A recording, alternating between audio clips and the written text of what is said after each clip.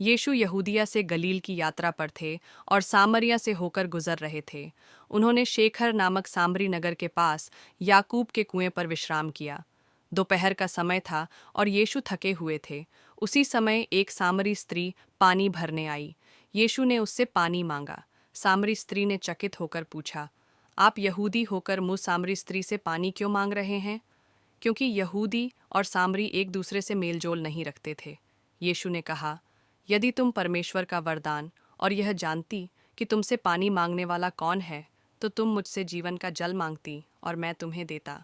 स्त्री ने पूछा, आपके पास तो कुएं से पानी निकालने के लिए कुछ भी नहीं है, ये जीवन का जल कैसे देंगे? यीशु ने उत्तर दिया, ये जल पीने वाला फिर प्यासा होगा, परंतु जो जल मैं दूंगा वह उसमें अनंत जीवन तक बहने वाला सोता बन जाएगा। यीशु ने स्त्री से कहा, अपने पति को बुलाओ और यहाँ आओ। स्त्री ने कहा, मेरे पास पति नहीं है। यीशु ने उत्तर दिया, तुमने सच कहा, तुम्हारे 5 पति थे और जिस व्यक्ति के साथ अब हो वह तुम्हारा पति नहीं है। यह सुनकर स्त्री ने यीशु को नबी समझा और पूछा कि सच्ची उपासना कहाँ करनी चाहिए?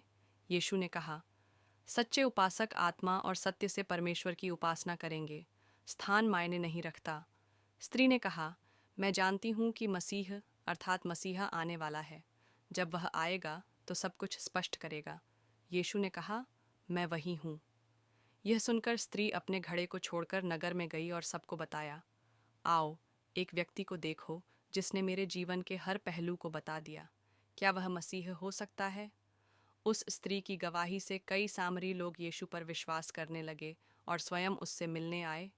यीशु ने उन्हें सिखाया और उन्होंने कहा, अब हम केवल तुम्हारी बातों पर नहीं, बल्कि स्वयं अनुभव करने के कारण विश्वास करते हैं।